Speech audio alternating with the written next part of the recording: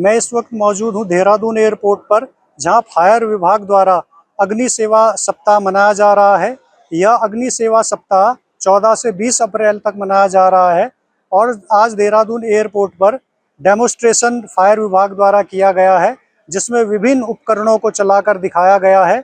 और जो एयरपोर्ट के फायर अधिकारी हैं, उनका कहना है कि देहरादून एयरपोर्ट पर जिस तरह के बड़े विमान आ रहे हैं, उसमें एक विमान में हजारों लीटर फ्यूल भरा हुआ रहता है और जरा सा यदि चिंगारी लग जाए तो पूरा विमान जो है वो आग के गोले में तब्दील हो सकता है। इसलिए जो फायर विभाग का फायर फाइटर का जो चुनौती है वो काफ़ी ज़्यादा है और इनका जो रिस्पांस टाइम है वो 2 मिनट से भी कम है। यानी आग पर जो काबू पाए जाने का समय है वो 2 मिनट से भी काफ़ी कम है। इसके बाद किसी को भी रेस्क्यू करना काफ़ी मुश्किल कार्य होता है। एयरपोर्ट फायर विभाग के पास में 3 दमकल वाहन है। एक वाहन की क्षमता 6000 लीटर जो उसमें पानी है वो भरा हुआ है और 2 जो वाहन है वो 10-10 हज़ार लीटर पानी की क्षमता के हैं। इनमें पानी के अलावा फोम और पाउडर भी भरा होता है। जब ये फायर थ्रो फेंका जाता है तो उसके साथ साथ फोम को भी फेंका जाता है, जो कि विमान पे पानी के साथ में ऑक्सीजन सप्लाई को कट कर देता है। तो यहाँ पे आज डेमोस्ट्रेशन दिखाया गया है और काफ़ी संख्या में यहाँ पे फायर विभाग के अधिकारी मौजूद रहे हैं। ये अप्रैल में 14 अप्रैल से 20 अप्रैल तक का जो है अग्निशमन सप्ताह दिवस मनाते हैं। यह अग्निशमन सेवा सप्ताह 1944 में बॉम्बे डॉक में एक फायर की घटना हो गई थी, जिसमें एक रशियन एयरक्राफ्ट में काफ़ी गोला बारूद रखा गया था और रुई की गांठें थी, और जबकि वो उस गोला बारूद का किसी को जानकारी नहीं थी। तो जब उसमें आग लगी, आग को बचाने के लिए हमारे अग्निशमन कर्मी उस जहाज़ पर गए तो विस्फोट हो गया। विस्फोट के दौरान जितने 64 अग्निशमन कर्मी उस जहाज़ में ही ये ख़त्म हो गए, पूरी तरह से जल के राख हो गए। उस दिन से आज तक पूरे भारतवर्ष में अग्निशमन सेवा सप्ताह मनाया जाता है। इसके दौरान हम लोग आम पब्लिक को जागरूक करते हैं, अग्नि से बचाव के बारे में जानकारी देते हैं, लोगों को जागरूक करते हैं और साथ में अवेयरनेस प्रोग्राम करते हैं और ट्रेनिंग देते हैं। हमारा यहाँ देहरादून एयरपोर्ट में अब क्या कि फ़्लाइट मूवमेंट काफ़ी बढ़ गया है। उस फ्लाइट मूवमेंट को देखते हुए हमारा रिस्क फैक्टर भी उतना ही बड़ा है। आज की डेट में जो देहरादून एयरपोर्ट पे 320 एयरबस लैंड करती है, उसका जो फ्यूल कैपेसिटी है 25,000 लीटर है। आप मान सकते हैं 25,000 लीटर फ्यूल में जब कोई फायर होगी, हल्की सी भी अगर चिंगारी उसमें उपजती है तो वो जहाज आग का गोला बन जाता है। उन सब चीज़ों को मेंटेन करने के लिए हमारे पास ये ACFT है, जिसमें 2 गाड़ियां हमारे पास जो ऑस्ट्रेलिया से मंगाई गई हैं, जिनका मतलब जो है जो एक्सपेंशन रेशियो काफ़ी अच्छा है, जिसमें 12,000 लीटर तो पानी है, 850 लीटर फोम है, 250 लीटर उसमें DCP है। तो उसमें हमारा रिस्पॉन्स टाइम है, हमारा जहाज तक पहुंचने का जो मैक्सिमम रिस्पॉन्स टाइम है वो है 2 मिनट का। अगर 2 मिनट के अंदर तक जाके हम अपनी गाड़ी का 50% मीडिया उस जहाज पर प्रोड्यूस कर देते हैं तो हम जहाज में जो बैठे पैसेंजर हैं, ह्यूमन लाइफ है, उनको सेव कर सकते हैं, बचा सकते हैं। अगर हमारा उसी एयरक्राफ्ट को देखते हुए यह गाड़ी जो एडवांस टेक्नोलॉजी की जो डिज़ाइन की गई है, यह गाड़ी मात्र एयरपोर्टों पर ही रहती है। और हमारे पास एक स्टैंड बाई ये नेफको है, ये जो इंडियन मेड गाड़ी है।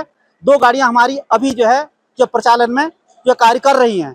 उसके साथ ही हमारे पास इन गाड़ियों के साथ में जो इक्विपमेंट है वो भी जो एडवांस टेक्नोलॉजी का इक्विपमेंट है, जिस कारण जैसे हमारे पास यह प्रोस्पेक्टिव सूट है। यह प्रोस्पेक्टिव सूट का मेन उद्देश्य यह है कि इसको पहनकर हमारा गाड़ी में बिल्कुल रेडी जो पोजीशन में प्रोस्पेक्टिव सूट और फायरमैन के पूरी सूट के साथ ये रेडी पोजीशन रहता है। जैसे टर्न आउट होता है तो हमारा फायरमैन इनको अपना पहन लेता है। इसका सिस्टम है कि आग के कुछ ही दूरी में, मतलब बिल्कुल नज़दीक जा करके जितना ये अपना सहन कर सकता है। यह कॉटन सूट है और जिसका जो है ये मतलब नज़दीक से जाके फायर फाइटिंग कर सकता है। बाकी हेलमेट से हैं और गुम्बोट से हैं, ये चीज़ें हैं। बाकी ये एक हमारा जो ब्रीथिंग ऑपरेटर सेट है।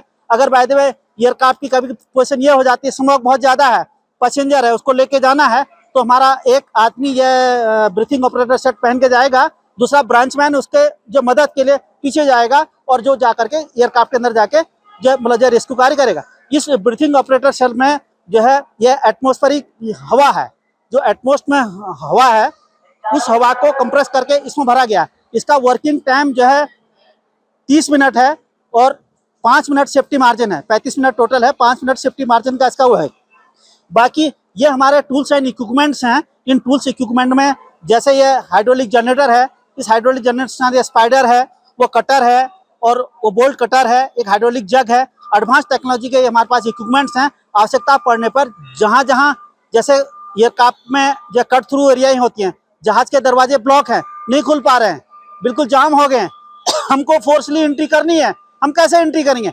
इन इक्विपमेंट की सहायता को लेते हुए हम जहाज के अंदर एंट्री करेंगे।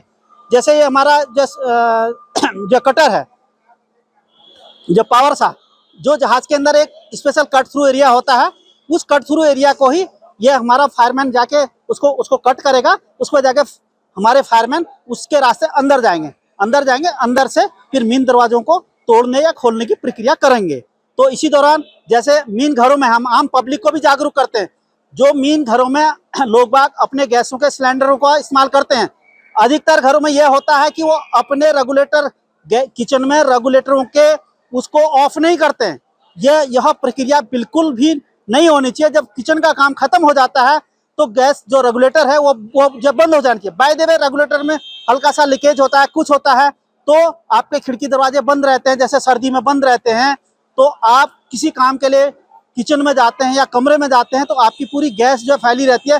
जैसे इलेक्ट्रिक का बटन स्विच ऑन करते ही पूरा ब्लास्ट हो जाता है, पूरा घर के अंदर पूरा ब्लास्ट हो जाता है, घर जल के खाक हो जाता है। इसलिए यह घरेलू जो गैस इस्तेमाल करते हैं सिलेंडरों की, सब लोग अवेयरनेस करें अपने घरों में, अपने रिश्तेदारों में, अपने नातेदारों में, उनको बताएं कि भाई सभी लोग किचन का काम खत्म होते ही और अपना गैस के रेगुलेटर को बंद करें। कभी कभार स्थितियां ऐसी आ जाती हैं, रेगुलेटर डायरेक्ट हो जाता है, उसमें घबराने की बात नहीं है। उसमें रेगुलेटर अगर डायरेक्ट हो जाता है तो गैस इतने प्रेशर से बाहर निकलती है तो आदमी उसमें घबरा जाता है कि एकदम ब्लास्ट जैसा होता है। उसको कोशिश करें कि रेगुलेटर से बंद कर दें। अगर वो भी नहीं हो रहा तो सिलेंडर खींच करके आपके घर में कोई कंबल है, ये क्या नाम कहते हैं, बोरे हैं, टाट हैं, उनको ले करके गीला करके उसके बाद आप जो कवर कर दें।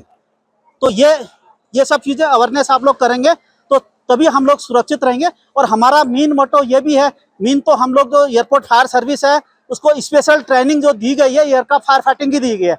एयरक्राफ्ट में किस तरह की इमरजेंसियां होती है, क्या क्या इमरजेंसियां होती हैं, उसके लिए हमारा फायर विभाग पूरी तरह से ट्रेंड है। और जिनको हमारे ट्रेनिंग सेंटर एक FTC जो नई दिल्ली जो कलकत्ता में है, एक जो है वहाँ जो FTC